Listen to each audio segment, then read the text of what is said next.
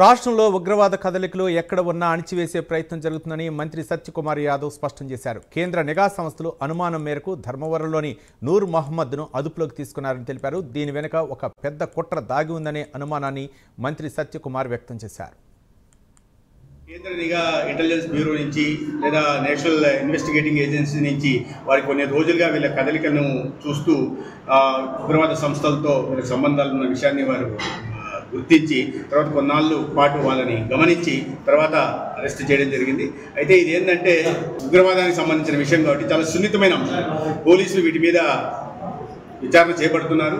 Remand తర్వాత వాళ్ళు కస్టడీకి తీసుకొని పూర్తిగా విచారణ చేపట్టి దీంట్లో వెనకాల ఏదో పెద్ద కుట్ర ఉందనే విషయం నేను ఇప్పట్లో అది వెల్లడించలేని పెద్ద కుట్రపూరితంగా చేస్తున్నది.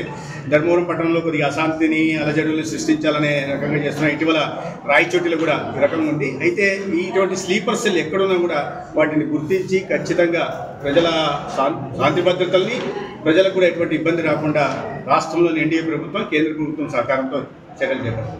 ఈ విషయం మీద కొంచెం పోలీసులు అరెస్ట్ చేసి దీని వెనుక కాన్స్పిరెన్సీ ఉంది. ఆ కాన్స్పిరెన్సీ ఏంటి, ఎవరున్నారు దీని వెనుక అనే విషయాన్ని కూడా నిఘా సంస్థలు ఖచ్చితంగా బయటికి తీస్తే వచ్చిన తర్వాత చూద్దాం. ఇప్పుడే వాటి మీద మాట్లాడించడం ఇంకా ప్రాథమిక దశలో ఉంది కాబట్టి ఇట్లాంటి సున్నితమైన విషయం మీద వ్యాఖ్యానాలు చేయడం సరికాదు.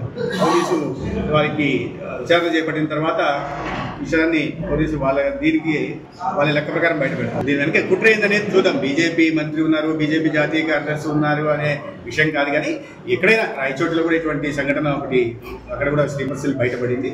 వీటిని పోలీసులు సమగ్ర విచారణ జరిగిన తర్వాతే మనం ఒక కంక్లూజన్కి రాగలం.